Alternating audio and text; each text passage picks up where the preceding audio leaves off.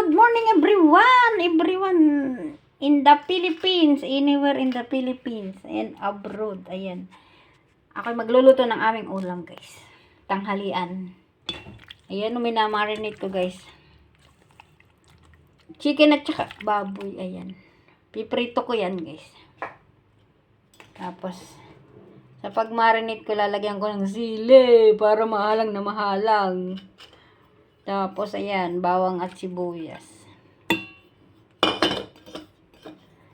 Paminta, asin.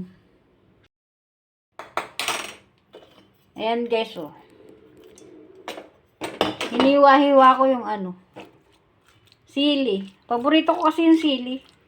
Saka maganda kasi, guys, pag nagmarinate ka ng ng manok.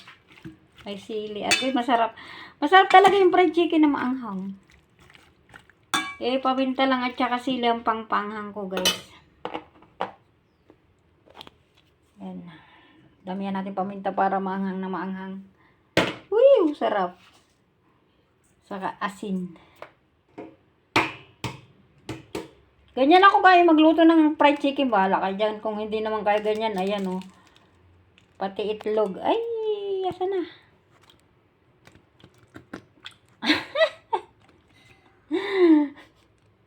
Nilagay ko na yung itlog para magandang haluin. Tapos lagyan yan, guys, ng harina.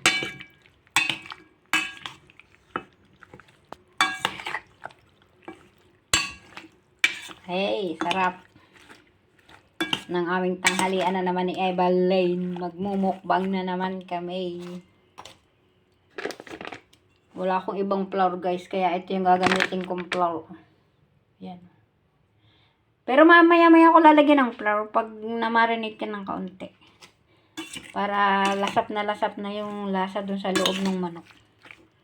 Mamaya ko siya lalagyan ng flour pag medyo namarinate na ng kaunti. Ayan.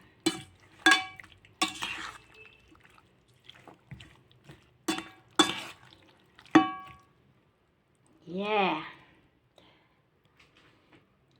Wait lang okay. Ayan, guys, nilagyan ko yan ng nilagyan ko na ng harina yan, guys.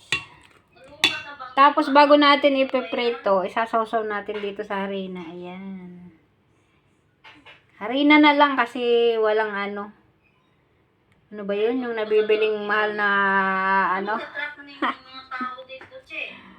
breadcrumbs. Okay na kahit walang breadcrumbs, guys. Pwede na yung pwede na yung harina. Lagyan mo na lang ng konting paminta yan, konting asin, tsaka konting, kung gusto mo may magic sarap, lagyan mo na lang ng magic sarap na konti. Parang breadcrumbs na din yan. Ayan. Agoy, ang ingay ni Wapalotlot. Nakalag si Wapalotlot, guys. Ayun, ang ingay-ingay dun. Diba, guys, pag maggagawa ka ng fried chicken, kahit pag wala kang breadcrumbs, pwede ng harina. Pwede na ang harina lang, guys, oh. Ayan, para-paraan lang yan, guys. At least itong manok mo, na-marinate mo na yan, oh. Ayan. Ganyan lang, guys, yung paggagawa ng fried chicken. Oh, pag walang, pag walang breadcrumbs, ayan na ang harina. Okay, wait lang, guys. May ready pa ako. Ayan, guys, nalinis ko nidang ang litos na masarap na masarap. Sariwang litos. Nalinis ko na din yan, yung litos. Ayan, iulam natin yan sa fried chicken. Pag-uupuan ng fried chicken yan. Ayan. Ang ingay talaga ni Wapalotlot. Inaagawan ako talaga. Oh, siya. Mas maingay pa siya sa nagbablog. Naririnig nyo, guys. Ang ingay-ingay niya talaga. Ay, nako naman. Si Wapalotlot ang ingay. Mag-ina talaga, oh. Natutuwa talaga ako dyan. Sinasabayan ako pagbablog, guys. Guys, mag-uumpisa na tayo magpirito. Unahin ko na itong baboy. Ayan. Buksan natin ang exhaust fan para hindi maamoy.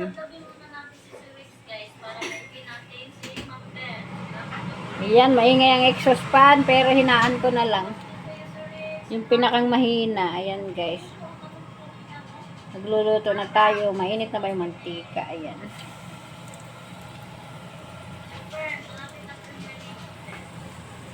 Hala, uy, napiprito ako. Malapit na premiere ni Bebs Time. Patay. Wait lang, Bebs Time. Ilalagay ko lang array.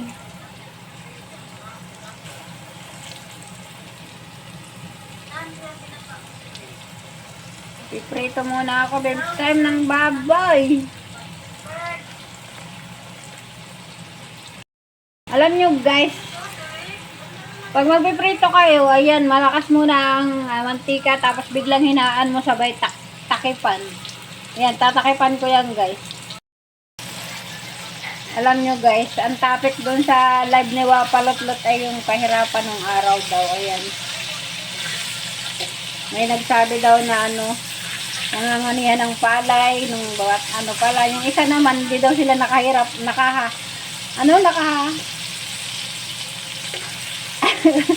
naghirap kasi ang ulam daw nila ay asin daw at mantika. Naririnig ko sa live ni Wapalotlot, natutuwa lang ako makinig sa mga live.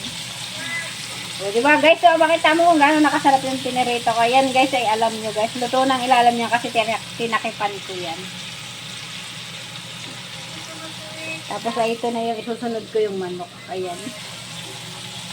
Tatakpan ko ulit guys. Ganyan ako magprito guys, tinatakipan.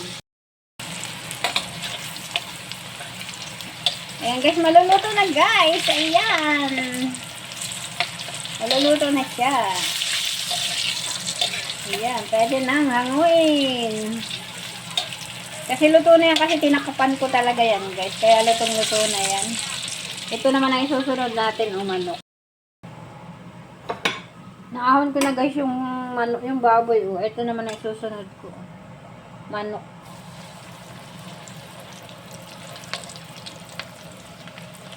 Kita ng manok, ang laki. Tatakipan ko uli yan guys. Para lutong-luto yung ilalim. Ayan, tatakipan ko uli. Mamaya ako na lang Ganyan lang guys, magprito. Takpan nyo lang guys. Para yung manok nyo ay crispy, creamy, crispy sa labas. Tapos doon sa loob ay creamy talaga. Ayan, diba? Sa loob niya ay talagang sobrang sarap ng loob niya. Tatakapan ko ulit guys para sure na lutong-luto yung loob.